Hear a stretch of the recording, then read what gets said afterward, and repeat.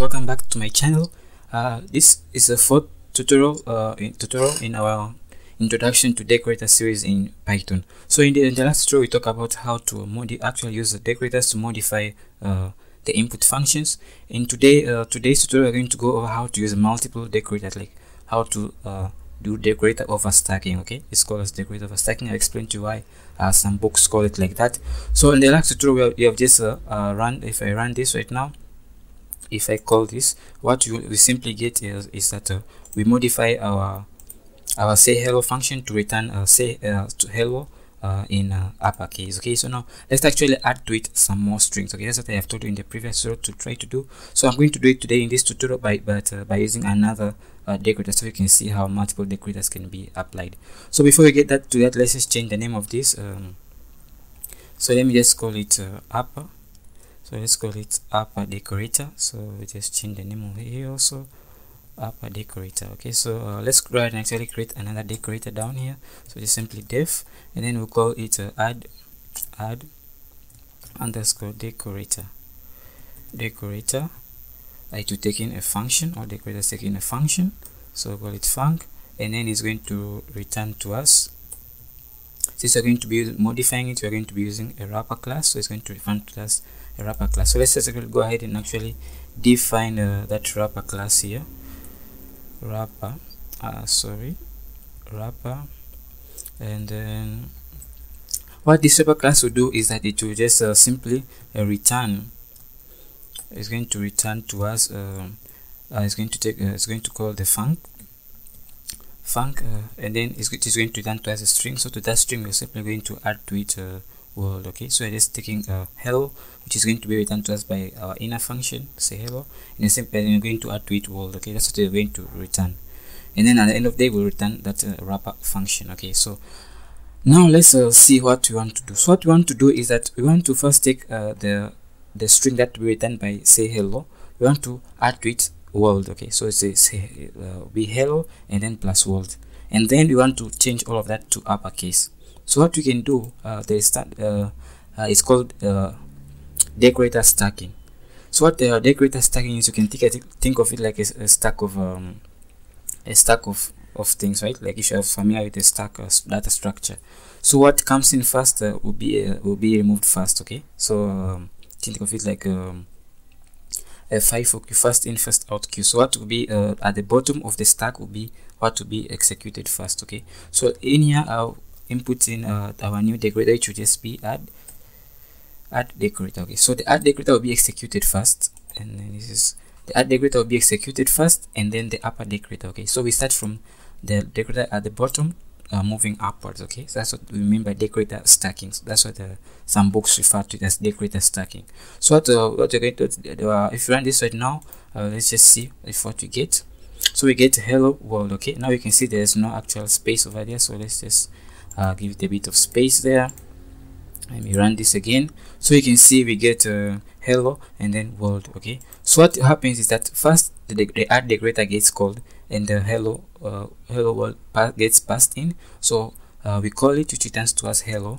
We add to it a space and then world. So now we have hello space and then world, and then that gets passed to the decorator above the initial decorator, which will be the upper decorator, which takes in whatever this decorator returns, and then calls it, and then changes into uppercase, and then returns it to us. Okay, returns the wrapper made function, which we call, and then we get the uppercase version of that specific string. Okay, that's what you can one way you can call multiple decorators. Okay, so that's what I want to explain to you in this tutorial, but I want to add one more thing to it.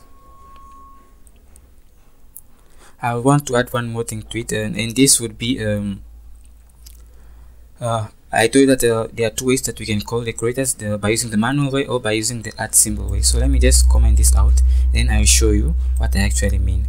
So let's call our decorator, let's say say underscore hello 1. Okay, which will be we'll call first, we'll pass in the decorator to be called first will be the add decorator. So and then the upper decorator. So we have to start with the upper decorator, which will be called last, and then we pass in the add decorator, which will be passed in first, and then we pass in our say hello function. So what say hello function will be passed into app decorator, which we just add with hello world, and then whatever gets returned gets passed into our upper decorator and gets converted into uppercase. So whenever I print out say hello 1, let me just say